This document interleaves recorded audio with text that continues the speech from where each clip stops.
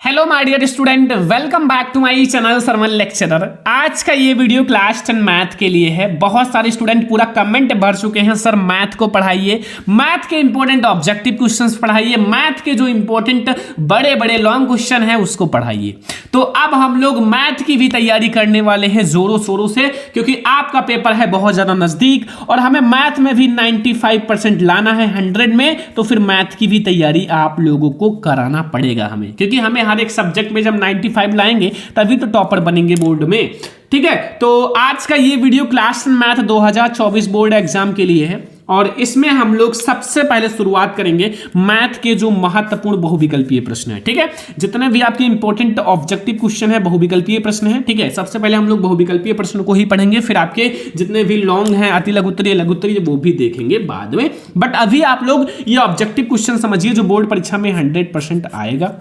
ठीक है, बहुत ही हार्ड ऑब्जेक्टिव हैं, सरल ऑब्जेक्टिव हैं, सारे ऑब्जेक्टिव हैं। ठीक है, तो इस वीडियो को लाइक कर देना, अगर चैनल पर नया है तो सब्सक्राइब भी कर लेना, वीडियो को अपने फ्रेंड्स के साथ शेयर भी कर देना ताकि वो भी इस वीडियो को देखकर मैथ के ऑब्जेक्टिव क्वेश्चन समझ सकें। ठीक है, तो क्वेश्चन नंबर फर्स्ट ध्यान से समझना। देखो इसमें क्या पूछ रहा है कि किसी धनात्मक पूर्णांक p के लिए, मतलब कोई धनात्मक पूर्णांक p है, ध्यान से समझो, और प्रत्येक जो धनात्मक विषम पूर्णांक का रूप होता है, ध्यान से समझो, बहुत आसान है, मैं आपको बताता हूँ। किसी धनात्मक पूर्णांक p, मतलब आपका जो पूर्णांक है वो क्या है, p है, कोई धनात्मक पूर्णांक p है के लिए प्रत्येक धनात्मक विषम पूर्णांक का रूप होता है। ए ऑप्शन है p या p+1, 2p या 2p+1। तो इसका क्या होगा राइट ऑप्शन, क्योंकि बहुत इंपॉर्टेंट है और आप लोगों को पता होगा, शायद नहीं पता है तो अभी पता चल जाएगा, क्योंकि बहुत इंपॉर्टेंट है आपके बोर्ड एग्जाम के लिए। तो ये हमारा 2p+1 होगा। क्या होगा, 2p+1। तो इसमें हमारा ऑब्जेक्टिव क्वेश्चन का डी वाला ऑप्शन सही है, पहले नंबर क्वेश्चन का। दूसरा क्वेश्चन इसमें पूछ रहा है कि दिया है क्या HCF, क्या दिया है, HCF जो है वो 252 दिया है एंड 594। देखो ध्यान से समझना, बहुत इंपॉर्टेंट है, मैं आपको बहुत अच्छे से समझाऊंगा। देखो यहाँ जो दिया हुआ है वो 552 दिया हुआ है, 294 का जो HCF वो 18 दिया हुआ है। तो ज्ञात कीजिए कि हमारा इसका जो LCM होगा वो क्या होगा।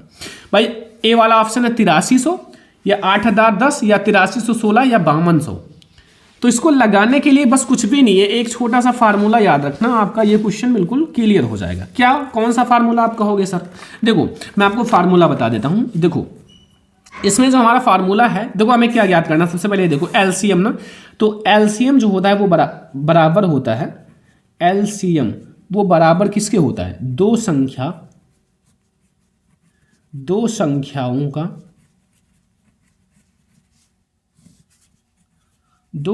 का गुणनफल। जो हमारा दो संख्या है ना उनका गुणनफल, दो संख्याओं का गुणनफल। ठीक है, और बटे में जो हमारा HCF है, क्या है, HCF। ध्यान देना थोड़ा सा कि देखो अगर आपको LCM ज्ञात करना है तो नीचे HCF लिखना है, अगर आपको HCF ज्ञात करना है तो यहाँ HCF लिख के ये LCM नीचे ले आना, बस यही होता है। ठीक है, तो यहाँ तक समझ में आ गया।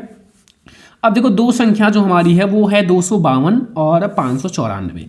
तो यहाँ अब 252 है, नहीं 252, हाँ 252 है एंड 594। ठीक है, 252 और 594 बटे में HCF जो हमारा है वो 18 है। कितना है, 18। इसको जब आप गुणा करोगे, भाग दोगे 18 से, तो आपको जो वैल्यू निकल कर आएगी वो कितना आएगा, वो हमारा आएगा 8316। आप गुणा करके भाग दे देना, क्योंकि बहुत बड़ी बड़ी गिनतियां हैं। ठीक है, तो 8316 हमारा राइट ऑप्शन हो जाएगा, क्योंकि बहुत ही ज़्यादा आसान है, अगर आप गुणा भाग आता है तो यहाँ हमारा 8316 सही है, सी वाला ऑप्शन सही है। नेक्स्ट क्वेश्चन पे आ जाओ स्टूडेंट। नेक्स्ट क्वेश्चन यानी कि तीसरा नंबर क्वेश्चन है 2x + 3y = 18 और x - 2y = 2 को हल करने पर प्राप्त हमारा क्या है, प्राप्त होगा, हमें क्या प्राप्त होगा। वैल्यू आपके सामने है, x = 3 y = 4, v है x = 6 y = 2, c है x = 0 y = 6, x = 3 y = 4। तो हमें क्या प्राप्त होगा, चलो हम लोग इसको ज्ञात करते हैं। ये बहुत आसान है, अगर आपने विलोपन विधि पढ़ा होगा तो पता हो। पहला समीकरण हमारा क्या है, 2x + 3y = 18। मैं आपको शॉर्ट में बताऊंगा, उतना लॉन्ग नहीं बताऊंगा। 2y = 2। आप क्या करो ना, ध्यान से समझो, यहां आप लोग एक काम करो। ठीक है, यहां आप लोग इसमें 2 से गुणा कर दो, क्योंकि हमें इसको दो बराबर करना है। तो समीकरण 2 में आप 2 से गुणा कर दो, समीकरण 2 में 2 से गुणा करके घटाने पर घटाएंगे, क्योंकि चिन्ह हमें अलग अलग रखना है। बस हो गया, समझो सवाल। देखो यहाँ हमारा 2x है प्लस 3y है, पहला समीकरण जो है वो 18 है। दूसरे में आप 2 से गुणा कर दो तो ये हमारा x से 2x हो जाएगा और ये 2 से 4 हो जाएगा और ये हमारा 2 से 4 हो जाएगा। ये माइनस हो जाएगा, प्लस हो जाएगा, माइनस हो जाएगा, ये कट जाएगा, ये हमारा 7y हो जाएगा और ये हमारा माइनस होगा तो ये 14 हो जाएगा और यहाँ से y की जो वैल्यू आएगी वो 14/7 हो जाएगा। यहाँ से हमें 2 मिलेगा। जो y की वैल्यू हमें मिला वो कितना मिला? 2 मिला। अब y का मान समीकरण 1 में रखने पर, समीकरण 1 में रख दो। समीकरण 1 है x प्लस 3y बराबर 18। हमें y की वैल्यू मिली है x प्लस 3 इंटू 2, क्योंकि y की वैल्यू 2 है तो ये 6 हो जाएगा बराबर 18। तो x बराबर हमारा 18 माइनस 3 दूनी 6 बराबर 12। y की वैल्यू जो हमें मिलेगी, नहीं 12 नहीं मिलेगा, रुकिए, सॉरी स्टूडेंट, यहाँ जो हमारा 2 है ना, क्योंकि ये 2x है, ठीक है, 2x है तो यहाँ से 12 हो जाएगा तो x बराबर 12/2 हो जाएगा, x बराबर 6। तो x की वैल्यू जो मिली हमें कितना मिला? 6 मिला। y की वैल्यू हमें 2 मिला। तो x की वैल्यू हमें 6 मिला, y की वैल्यू 2 मिला। तो x की वैल्यू यहाँ हमें 6 मिला है, ठीक है, y की वैल्यू 2 मिली, ठीक है। तो हो गया हमारा आंसर। तो यहाँ हमारा तीसरा क्वेश्चन हो चुका है। अब हम लोग देखते हैं चौथा नंबर क्वेश्चन। 4 नंबर क्वेश्चन ध्यान से समझना, बहुत इंपॉर्टेंट क्वेश्चन है। देखो, यदि द्विघात समीकरण 3x² माइनस 6x प्लस के बराबर 0 के मूल समान हो तो k का मान होगा। यहां आपको k की वैल्यू ज्ञात करनी है। Option number A 3, B 6, C 9 and D 12 क्या होगा? बहुत इंपॉर्टेंट क्वेश्चन है। तो यहां से क्या है ना कि जो आपका समीकरण दे रखा है उससे आप क्या करो कि A B C की वैल्यू ज्ञात कर लो। जो हमारा समीकरण है 3x² माइनस 6x और प्लस k बराबर हमारा 0 है, ठीक है, ये हमारा समीकरण दे रखा है। यहां से जो हमारा A होगा वो 3 है, V जो है वो हमारा -6 है और C जो है वो हमारा K है। कैसे? देखो, यहाँ से A की वैल्यू ये है, V की वैल्यू -6 है और ये K है, ठीक है। अब देखो यहाँ से D बराबर 0 है क्योंकि हमारा यहाँ जो विविक्तकर है वो समान है, मूल समान है। तो ये हो गया पूरा। अब आप लोग यहाँ से V² माइनस 4AC बराबर 0 कर लो, ठीक है। बस अब आप लोग वैल्यू रख दो। जैसे V की वैल्यू हमारा कितना है? -6 का स्क्वायर एंड -4 इंटू A की वैल्यू 3 इंटू C की वैल्यू K बराबर 0। यहाँ से हमारा 36 हो जाएगा, -12 K बराबर 0। यहाँ से अगर हम केवल K देखें ना तो केवल K हमारा 36/12 हो जाएगा। तो 12 का आप 3 बार ले जाओगे, 12 का 3 बार, 12 3 36, तो 3 हो जाएगा आंसर। ऑप्शन देख लो आपके पास, प्लस माइनस नहीं सॉरी यहाँ 3 है ना, 3 हमारा ऑप्शन नंबर A सही है। नेक्स्ट क्वेश्चन, बहुत इंपॉर्टेंट क्वेश्चंस मैं आपको बता रहा हूं क्योंकि ये सारे बहुत इंपॉर्टेंट हैं। देखो 5वां नंबर क्वेश्चन लिखा 1/x² माइनस 2 बराबर 1/7, तो x का मान होगा। यहाँ आपको x की वैल्यू ज्ञात करनी है। तो x की वैल्यू कैसे ज्ञात करोगे? देखो यहाँ हमारा 1/x² माइनस 2 बराबर 1/7 है। ये तो बहुत आसान है, ठीक है, क्योंकि यहाँ आप क्रॉस मल्टीप्लाई कराओगे तो ये x² हो जाएगा बराबर 7 और ये हमारा +2 इधर आ जाएगा, माइनस में है, x² बराबर 9 हो जाएगा और x अगर देखा जाए तो √9 हो जाएगा क्योंकि स्क्वायर हमारा रूट में हो जाएगा और x बराबर हम देखें तो +-3 हो जाएगा। क्या हो जाएगा? +-3। तो हमारे पास ऑप्शन है +-4, +-3, +-2, +-1। तो आपको पता हो गया क्या होगा, +-3 होगा, ठीक है। तो ये बहुत ज़्यादा इंपॉर्टेंट क्वेश्चन मैं आपको करा रहा हूँ, हर एक चैप्टर से है, ऐसा नहीं कि केवल एक ही चैप्टर से है, हर एक चैप्टर से है। और अगर आपने ये सारा अच्छे से पढ़ लिया तो फिर कोई दिक्कत नहीं। 6 नंबर क्वेश्चन, समांतर श्रेणी 3, 1, -1, -3 के लिए सार्वधांतर होगा। सार्वधांतर का मतलब होता है क्या? किसी को पता है कि नहीं पता है?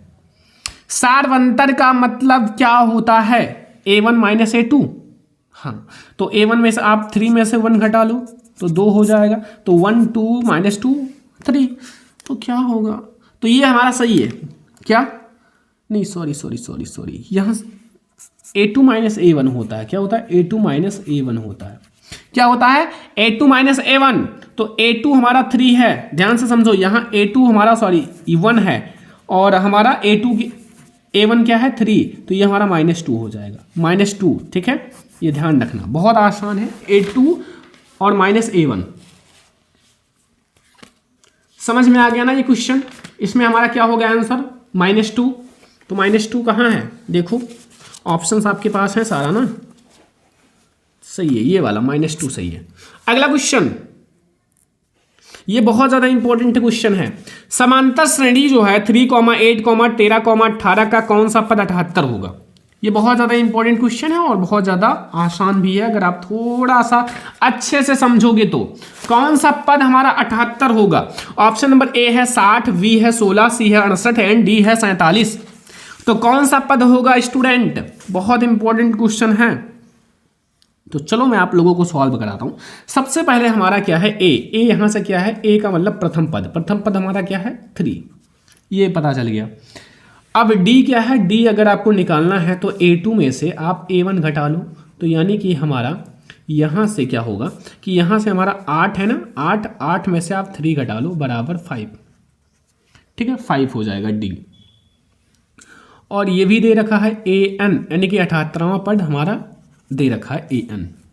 ठीक है, तो कौन सा पद यानी कि N हमें ज्ञात करना है। तो एक फार्मूला मैं आपको बताता हूँ, AN जो होता है वो बराबर A + n-1 इंटू डी।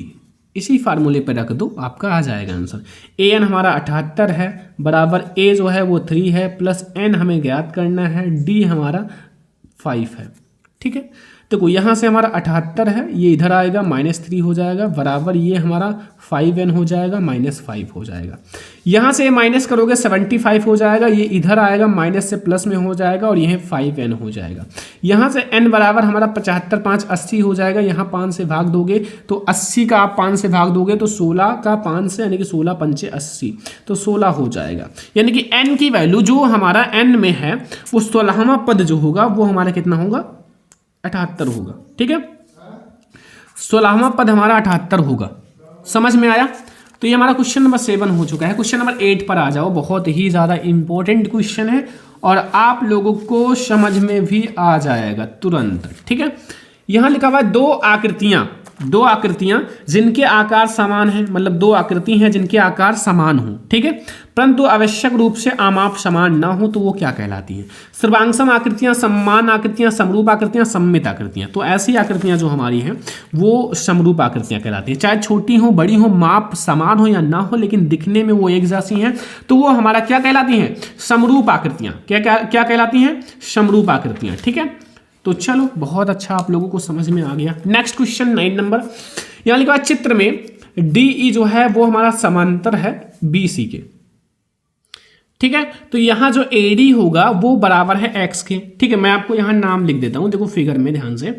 यहाँ हमारा A है, ये D है, ये E है, ये हमारा V है और ये C है। ठीक है, तो यहाँ जो AD है वो बराबर x के है, VD बराबर x - 2 है, AE बराबर x + 2 है एंड CE बराबर x - 1 है। तो x की वैल्यू ज्ञात करनी है। x की वैल्यू आपके ऑप्शन है 1 2 3 4। तो x की वैल्यू आप लोग कैसे ज्ञात करोगे, बहुत आसान है। देखो इसको आपको कैसे सॉल्व करना है वो समझो। ठीक है, यहाँ हमारा AD जो होगा वो बटे में होगा VD के, और यहाँ AE जो होगा वो बटे में होगा AC के। ठीक है, ध्यान से समझो, क्योंकि यहाँ की वैल्यू सारी दे रखी हैं तो कोई दिक्कत है नहीं। देखो AD जो होगा वो बटे में होगा VD के, और बराबर AE जो होगा वो बटे में होगा AC के। ठीक है, ये हमारा x दे रखा है, AD हमारा x दे रखा है, बटे में VD हमारा x - 2 दे रखा है, AE जो है वो x + 2 दे रखा है और ये x - 1 दे रखा है। ठीक है, क्रॉस मल्टीप्लाई कराओ, x² हो जाएगा और -x हो जाएगा, बराबर इसका कराओगे x² + 2x, फिर यहाँ से -2x एंड -4। ठीक है, यहाँ से +2x -2x कट जाएगा ना। अब यहाँ से हमारा देखो x² से x² कट जाएगा, यहाँ से -x बराबर -4 बचेगा, माइनस से माइनस कट जाएगा, x बराबर 4 बचेगा। बस कुछ नहीं है, x की वैल्यू निकल आएगी 4। तो x की वैल्यू जो हमें मिलेगी वो 4 मिलेगी। ओके, समझ में आ गया ना ये क्वेश्चन बहुत आसानी से। अगला क्वेश्चन नंबर 10। क्वेश्चन नंबर 10 है कि बिंदुओं जो है 5,0 और -12,0 के बीच की दूरी है। ऑप्शन नंबर ए है 5, बी है 7, डी है 13 एंड 17। तो ये तो बहुत आसान है, बीच की दूरी ज्ञात करनी है। बीच की दूरी का फार्मूला सभी स्टूडेंट को पता होगा कि नहीं पता है? पता होगा बीच की दूरी का फार्मूला। तो वो जो होता है वो डी बराबर हमारा √x1 माइनस x2 का square and plus y1 minus y2 का स्क्वायर। ये हमारा आगे का x1 है, ये x2 है, ये y1 है, ये y2 है। वैल्यू रख दो। x1 हमारा कितना है? x1 हमारा 5 है ना, 5 एंड x2 जो है माइनस माइनस प्लस हमारा 12 है। ठीक है, 12 का स्क्वायर प्लस y1 हमारा 0 है, ये भी 0 है, इसका स्क्वायर। ठीक है, अब यहां ध्यान से देखो, यहां 12 5 17, 17 का स्क्वायर। अब यहां से स्क्वायर हटाओगे रूट हट जाएगा, यहां से 17 इकाई हमारा आएगा आंसर। 17 हमारा सही हो जाएगा। कौन सा ऑप्शन?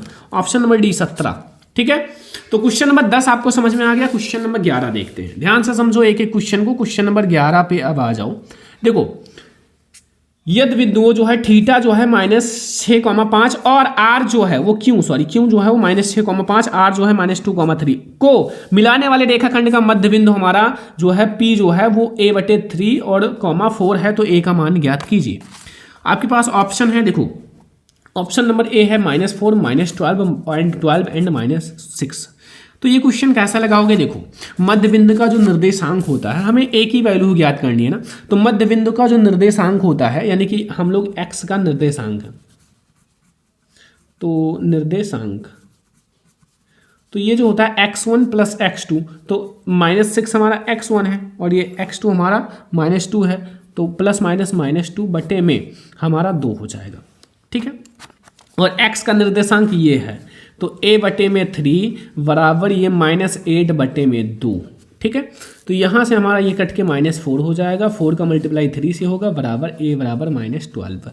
तो a की वैल्यू जो हमें मिलेगी वो कितने मिलेगी? -12। देखो, ये मैंने शॉर्ट में बताया है, वैसे तो बहुत बड़ा में आपको बताएंगे बहुत सारे लोग, लेकिन मैं आपको शॉर्ट में बता रहा हूँ। आपको ऑब्जेक्टिव में टिक ही तो लगाना है, ठीक है, तो इसलिए मैं आपको बता रहा हूँ। तो -12 हमारा सही आंसर हो जाएगा।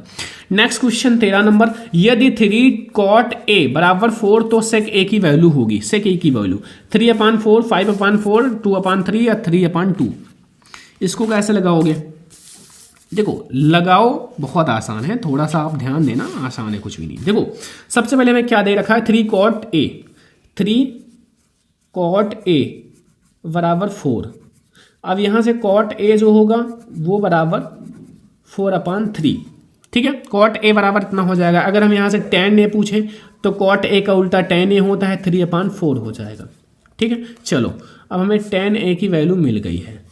अब tan a की वैल्यू मिल गई, हमें sec a ज्ञात करना है। तो अब मैं आपको एक फार्मूला बताता हूँ, याद रखना। sec a हमें ज्ञात करना है बराबर, देखो यहाँ √1 प्लस tan स्क्वायर a, ये वैल्यू रख दो, आपके पास आंसर आ जाएगा sec a क्या। देखो, यहाँ से हमारा 1 है और प्लस tan की वैल्यू 3/4 का स्क्वायर कर लो। ठीक है, तो यहाँ से हमारा √1 प्लस 3 त्रिक 9, 3 चौक 12, 4 चौक 16। ठीक है, तो 16 बटे में 25, यानी कि 25 बटे 16। तो ये हमारा 25 का रूट कितना हो जाएगा? 5, 16 का 4, तो 5/4 हमारा सही हो जाएगा। 5/4 ये वाला सही है। ठीक है, बी वाला option. Next question 14 number, 2 tan 30 degree बटे में 1 प्लस tan स्क्वायर 30 डिग्री बराबर है, ये किसके बराबर है? बहुत इंपॉर्टेंट क्वेश्चन, कैसे लगाओगे? तो लगाने के लिए मैं आपको बता देता हूँ, ऐसे लगा दो, कुछ भी नहीं है, बहुत आसान है। ठीक है, देखो इसको कैसे लगाओगे। सबसे पहले हमें क्या दे रखा है? 2 tan 30 डिग्री बटे में 1 प्लस tan स्क्वायर 30 डिग्री। ठीक है, 30 डिग्री, ये ध्यान रखना, 30 डिग्री। देखो, सबसे पहले आप क्या रखो, 30 डिग्री की वैल्यू क्या होती है? 2 tan 30 डिग्री की वैल्यू क्या होगी? ये गुणा का चिन्ह लगा दो, 1/√3। ठीक है, हो गया। बटे में 1 + 1/√3 का स्क्वायर कर दो, तो ये बराबर हो जाएगा 2/√3, और इसको जब आप लोग सॉल्व करोगे तो ये हमें मिलेगा 4/3। ठीक है, ऐसे ऊपर नीचे गुणा कर लो, तो ये हमारा 2/√3 है, तो इंटू हो जाएगा 3/4। देखो 2 से 2 कट जाएगा, ये 2 हो जाएगा। यहाँ से √3 से √3 ये बचेगा, क्योंकि 2√3 बराबर होता है 3 के बराबर, तो यहाँ √3/2। अब √3/2 किसकी वैल्यू होती है? sin 60 डिग्री की वैल्यू ना, sin 60 डिग्री की वैल्यू, तो सही है sin 60 डिग्री, √3/2। क्वेश्चन नंबर 15, ध्यान से समझो। अब आप लोग क्या करना, देखो एक मीनार की ऊंचाई 20 मीटर है, जमीन पर बनने वाली छाया की लंबाई 20√3 मीटर है, तो सूर्य का उन्नयन कोण होगा। बहुत आसान है, मैं आपको बता देता हूँ, ठीक है, आप लोग सॉल्व कर लेना, क्योंकि ये क्वेश्चन आप लोगों का हाइट एंड डिस्टेंस से है शायद। किससे है? हाइट एंड डिस्टेंस से। देखो सबसे पहले आपका tan होता है, ध्यान से देखो, कुछ है नहीं, देखो मैं आपको बताता हूँ। tan 30 डिग्री, ठीक है, tan आपका जो होता है वो 30 डिग्री वैल्यू मिलेगा। क्यों?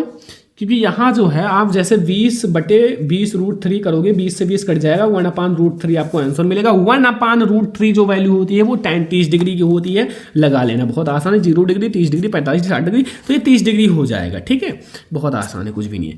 तो ये हमारा 15 क्वेश्चन हो चुका है। अब हम लोग देखते हैं 16 नंबर क्वेश्चन, और आप लोगों को बहुत ही ज़्यादा इंपॉर्टेंट है। देखो नेक्स्ट क्वेश्चन है, एक वाह्य बिंदु से वृत्त पर कितनी स्पर्श रेखाएं खींची जा सकती हैं? 3 2 1 0। तो एक वाह्य बिंदु से वृत्त पर ओनली 1 स्पर्श रेखा, ओनली एक स्पर्श रेखा खींची जा सकती है। कितनी? एक स्पर्श रेखा खींची जा सकती है, याद रखना। ठीक है, एक स्पर्श रेखा खींची जा सकती है। चलो नेक्स्ट क्वेश्चन आ जाओ। एक घड़ी की मिनट की सुई r सेंटीमीटर लंबी है। 5 मिनट में सुई द्वारा बनाए गए त्रिज्यखंड का क्षेत्रफल होगा। 5 मिनट में त्रिज्यखंड द्वारा बनाए गए क्षेत्रफल, देखो ध्यान से समझना। 5 मिनट का मतलब क्या है कि आपका 1 मिनट में 1/60 होता है, 5 मिनट में इससे 5 से गुणा कर दो, तो ये हमारा हो जाएगा कितना? 1/12। 1/12 आपको मिल गया। ठीक है, अब ध्यान से समझो, आपको क्या मिलेगा? त्रिज्यखंड का क्षेत्रफल जो होता है वो देखो πr², और ये हमारा थीटा है ना, तो थीटा क्या होगा? 12 हो जाएगा। πr² और बटे में 12, ये हमें क्षेत्रफल मिल जाएगा। ठीक है, क्योंकि हमारा 1 मिनट में 1/60 हो गया, 5 मिनट में 1/12 हो गया, एंड इसको आप त्रिज्यखंड के क्षेत्रफल में 360 की डिग्री की जगह 1/12 रखो, आपका आंसर आ जाएगा πr² बटे में 12। ठीक है, आंसर होगा आपके पास πr² बटे में 12। ठीक है, इतना हो जाएगा क्षेत्रफल। नेक्स्ट क्वेश्चन 18 नंबर, एक ठोस को एक आकृति से दूसरी आकृति में रूपांतरित कर नई आकृति आयतन। देखो अगर आप एक आकृति से दूसरे में बनाते हो, उसमें से 1 ग्राम निकाले भी नहीं हो, तो ना तो बढ़ेगा ना तो घटेगा, पहले के समान ही रहेगा, क्योंकि आपने उसमें से कुछ निकाला थोड़ी है, तो ना घटेगा ना बढ़ेगा, ना ही आपका 2 गुना होगा, पहले के समान रहेगा।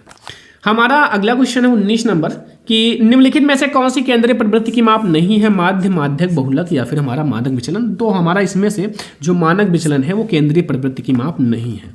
लास्ट क्वेश्चन बहुत इंपॉर्टेंट 20 नंबर, 1 से 15 तक की सम संख्याओं का समांतर माध्य होगा। 1 से 15 तक की सम संख्याओं का समांतर माध्य, तो समांतर माध्य हमें किसका निकालना है? 1 से 15 तक सा और मा, सम संख्या। देखो 2 4 6 ये सब सम संख्याएं हैं, 8 10 12 14, 1 2 3 7 है ना, क्योंकि 7, इसको आप जोड़ोगे तो ये हमें मिलेगा 56। ठीक है, 8 से 56, 8 हो जाएगा समांतर में। वैसे भी आप देखो 8 ही मिलेगा क्या? देखो 3 इधर है, 3 इधर है, बीच में क्या है? 8, तो 8 हो जाएगा बस। तो देखो इसमें मैंने आपको मैथ के 20 ऑब्जेक्टिव क्वेश्चन समझाए हैं, और भी समझाया जाएगा बाद में। अभी 20 आपके लिए बहुत इंपॉर्टेंट है, जो बहुत ज़्यादा इंपॉर्टेंट है वही मैंने आपको समझाया। ठीक है, इसमें से मैथ में आपके बहुत सारे इंपॉर्टेंट आएंगे भी। तो ये हमारा मैथ का इंपॉर्टेंट ऑब्जेक्टिव क्वेश्चन था। आई होप कि आपको ये वीडियो बहुत ज़्यादा पसंद आया होगा। पसंद आया हो तो इस वीडियो को ज़्यादा से ज़्यादा लाइक भी करना, शेयर भी करना। अगर चैनल पर नया तो सब्सक्राइब भी कर लेना, और ऐसे ही मैं आपको और भी वीडियो मैथ के लाऊंगा। बहुत सारे आपके दीर्घ उत्तरीय प्रश्न भी हैं, लघु उत्तरीय, सारे आपके कंप्लीट होंगे। तो इस वीडियो को लाइक, शेयर, सब्सक्राइब कर देना। तो चलो फिर मिलते हैं हम लोग नेक्स्ट इंपॉर्टेंट वीडियो में। तब तक के लिए जय हिंद, वंदे मातरम।